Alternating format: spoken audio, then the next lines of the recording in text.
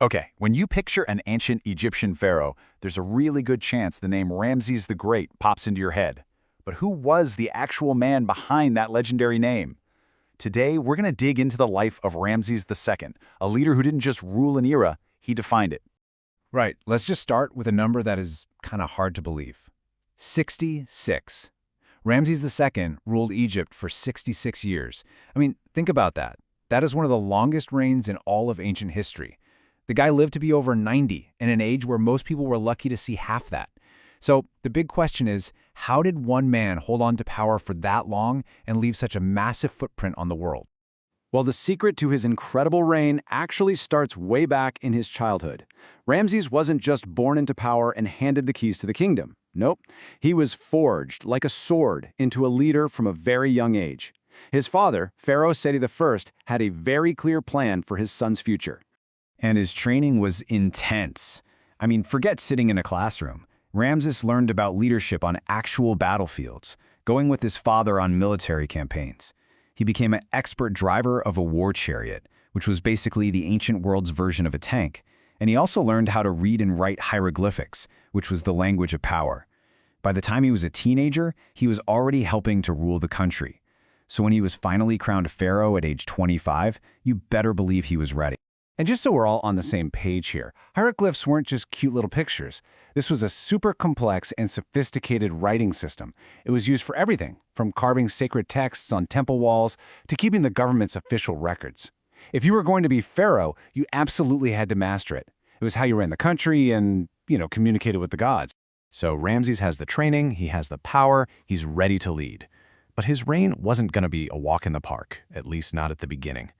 A powerful rival empire was on the rise, and a massive conflict was brewing, one that would push the young pharaoh right to the edge. And here they are, meet the Hittites. They were the other big superpower of the time, based out of what is now modern-day Turkey.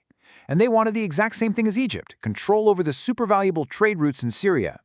The flashpoint was a strategic city called Kadesh. With two empires wanting the same piece of land, well, a showdown was pretty much inevitable. And this is so cool. Check out the differences in their military tech. The Egyptian chariot was built for speed. It was light, fast, and had a two-man crew, a driver and an archer, perfect for quick strikes. The Hittite chariot, on the other hand, was heavier, more stable. It was like a mobile fighting platform carrying 3 men. This tiny difference in design is actually going to be a huge deal in the battle to come.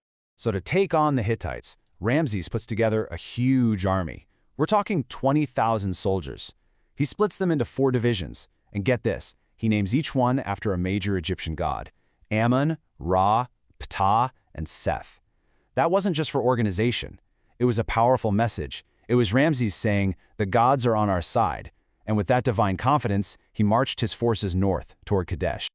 Now Ramses was feeling pretty good about his chances, maybe a little too good. He was about to walk into one of the most famous battles of the ancient world. But what he didn't know was that the Hittite king had laid a very, very clever trap. See, the Hittite king was a master of deception. First, he hid his entire army just out of sight behind the city of Kadesh. Then, he sent out spies who let themselves get caught. These spies fed Ramses a story. The Hittite army is miles away. They're terrified of you. Ramses, eager to grab a quick and easy victory, totally fell for it. He raced ahead with just one of his 4 divisions, leaving the rest of his army hours behind. So he's completely exposed. The bulk of his army is nowhere nearby, and the entire Hittite force is waiting right over the hill. The trap is set. What happens when it springs? It was absolute chaos. Thousands of Hittite chariots crashed into the Egyptian camp, completely surrounding them.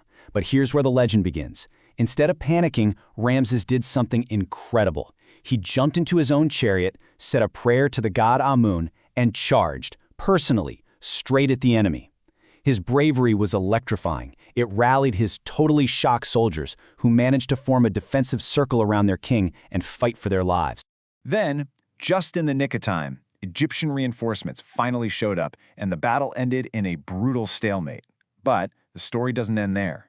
In fact, the most amazing part of this whole conflict happened years after the fighting stopped. The Battle of Kadesh was a huge wake-up call for both Egypt and the Hittites. They both realized that continuing to fight would just bleed them both dry.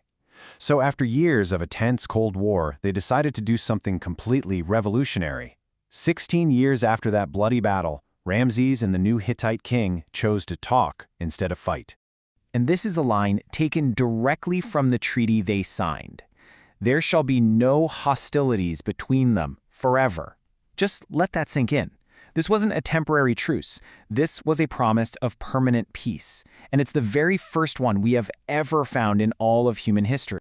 And this treaty was surprisingly modern. It didn't just end the war, it created a mutual defense pact, meaning if someone attacked Egypt, the Hittites had their back, and vice versa. It even had rules about returning political fugitives.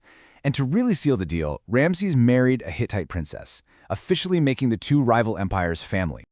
Making peace with his greatest enemy freed up Ramses to focus on his other true passion, building. And this is where his legacy goes from great to, well, literally monumental. He was about to change the face of Egypt itself.